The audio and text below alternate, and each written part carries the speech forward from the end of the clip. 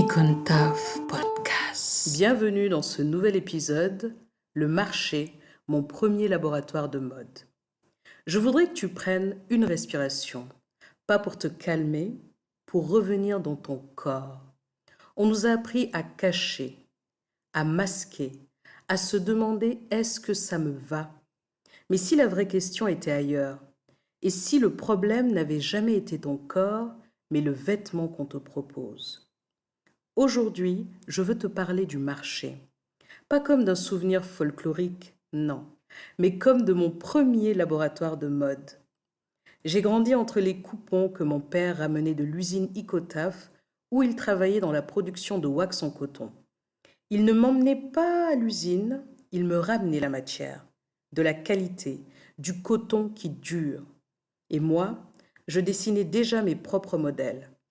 Je choisissais les coupes, je faisais ajuster les pièces par des artisans couturiers au Sénégal, mais le vrai apprentissage, il se passait au marché du samedi. Le samedi, c'était le jour de l'arrivage. De l'arrivage de quoi, me dirais-tu?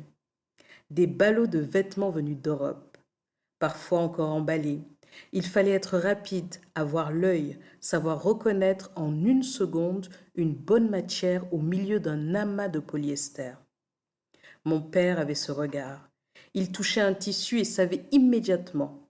C'est là que j'ai appris que la mode commence avec les mains. Avant le style, avant la tendance, il y a la matière. Au marché, j'apprends 5 choses essentielles. La première, connaître son corps, pas l'obséder, l'observer. La deuxième, comprendre la coupe. Un vêtement, ça se teste. On regarde la carrure, la manche, la ligne d'épaule. La troisième, ne pas forcer un achat. Si ce n'est pas un coup de cœur, juste, on laisse. La quatrième, acheter utile, pas par dépit.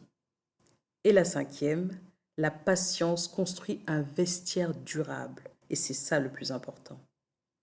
J'ai encore des manteaux d'ailleurs achetés il y a 10 ans, une jupe en cuir qui traverse les années. Ce laboratoire m'a suivi en Europe. Les friperies ont remplacé les marchés du samedi. Mais les règles sont restées les mêmes. Et surtout, j'ai compris quelque chose. Quand un vêtement est bien coupé dans une matière juste, le corps respire autrement. Et ce lien entre territoire, mémoire et vêtements, d'autres créateurs africains l'explorent aussi.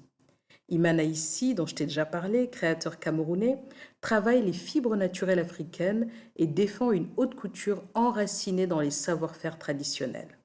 Chez lui, la matière raconte une histoire.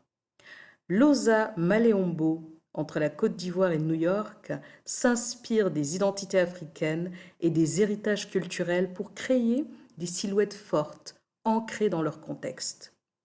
Tébé Magougou, en Afrique du Sud, construit ses collections autour de récits sociaux et historiques profondément ancrés dans son pays.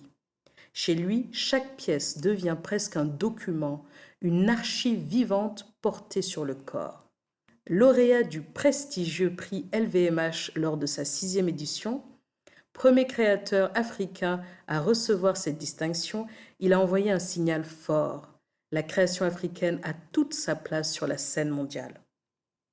Ce que j'aime chez tous ces créateurs qui m'inspirent, c'est cette idée que la mode ne naît pas dans le vide.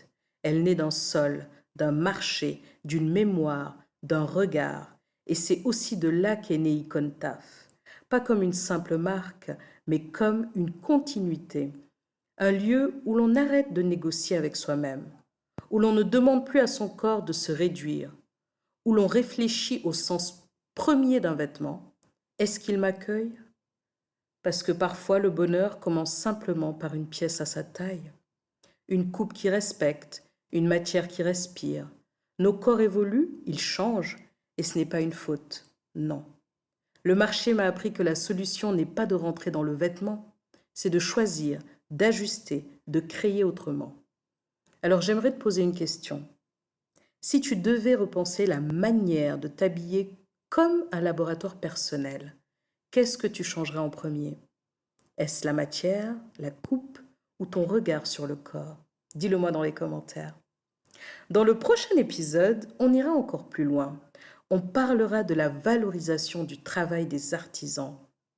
Si cet épisode t'a parlé, pense à t'abonner et à laisser 5 étoiles, ça me ferait très plaisir. Et on continue la conversation ailleurs, bien évidemment. Tu peux me retrouver sur TikTok et Instagram, Icontaf, l'icône en textile à force. À très vite.